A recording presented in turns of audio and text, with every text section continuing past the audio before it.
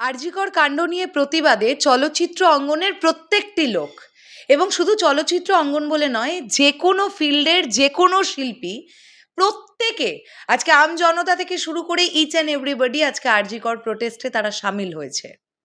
এরকম একটা অবস্থায় আমরা রিসেন্ট টাইমে দেখেছি যে প্রতিবাদ মিছিলে বা বৈঠকে দেবদা তিনিও সামিল হয়েছিলেন এবং তিনি বেশ কিছু কথা এমন বলেছেন যেগুলো সত্যি সেগুলো নিয়ে আলোচনা হবার মতন। আমরা প্রিভিয়াসলি সেগুলো নিয়ে ভিডিও করেছি, তাই আজকের এই বিষয়টা নিয়ে কথা বলবো না।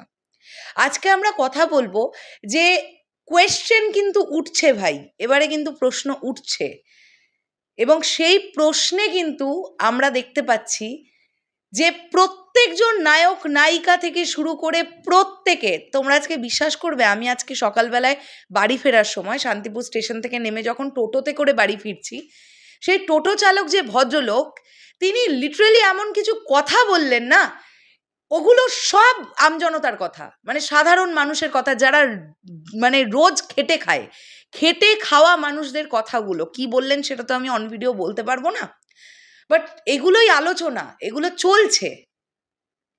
তো এখন আমরা এই ভিডিওতে কথা বলি যে দেবদা তো যা বলেছেন আমরা শুনেছি, শুভশ্রীদি তিনি কি বললেন।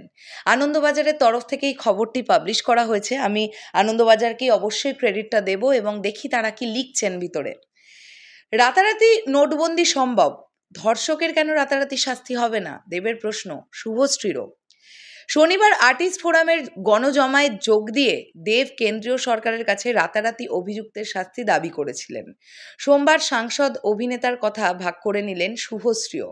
প্রতিবাদ চলছে, চলবে। সাধারণ থেকে খ্যাতনামীরা বারবার পথে নেমে বুঝিয়ে দিয়েছেন, একই সঙ্গে প্রত্যেকের সরব সমাজ মাধ্যমেও। এভাবেই যেন সকলের ভাবনা একাকার হয়ে ক্রমশ বৃহৎ আন্দোলনে রূপ নিচ্ছে। যেমন শনিবার আর্টিস্ট ফোরামের ডাকা গণ অভ্যুত্থানে যোগ দিয়েছিলেন দেব অধিকারী।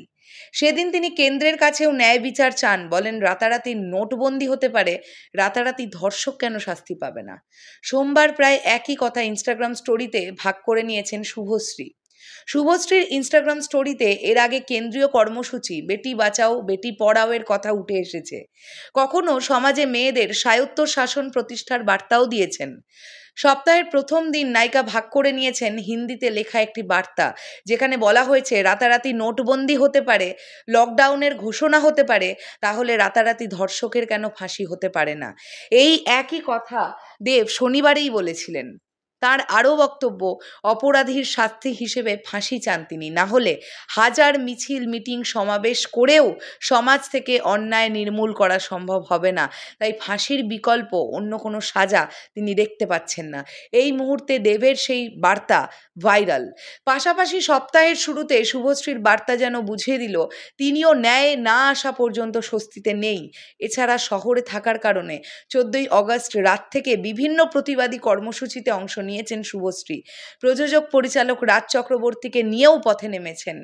একই সঙ্গে তার সমাজ মাধ্যমেও ভরে উঠেছে নানা প্রতিবাদী বার্তায়। তো তোমাদের কি বক্তব্য, বা যারা দেখলেন এই ভিডিওটা আপনাদের কি বক্তব্য, সেটা অবশ্যই কমেন্ট করে জানাতে পারেন। চলে যাওয়ার আগে এটাই চাই যে যারা এই নির্মম, এই এত খারাপ কাজটা করেছে তাদের যেন শাস্তি হয়, কঠিন থেকে কঠিনতর শাস্তি হয়। শেষ করলাম ভিডিওটা, দেখা হচ্ছে আবার খুব শীঘ্রই।